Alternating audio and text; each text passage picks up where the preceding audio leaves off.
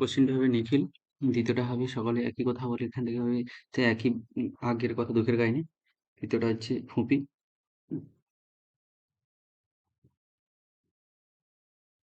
তারপরে হচ্ছে 31টা হবে।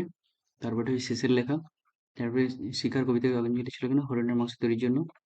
হচ্ছে তারপরটা হচ্ছে আর আগুন লাগে। এটা হচ্ছে জঙ্গলে অন্ধকারে ধূসর ফেনায়।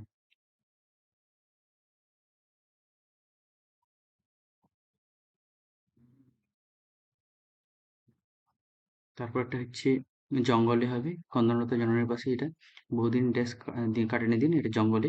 তারপরে আর সব সময় কি অ্যাস্থেটিক নিয়ে রয়েছে হবে নেপথ্যের হারমোনিয়ামের বাদক। তারপরটা হচ্ছে রাজা রথে আরোহণ করার ভঙ্গি করলেন। তারপরে হচ্ছে দিলদার হবে। তারপরে রোজ লুকিয়ে গ্রিন রুমে ঘুমানোর কথা হবে। তারপরে হচ্ছে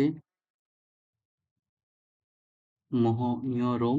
তারপরে হচ্ছে 3 বার হবে। তারপর ব্লুমফিল্ড হবে। তারপরে পরাধীন রুমুল। তারপরে বিনোদ বিহারী মুখোপাধ্যায়।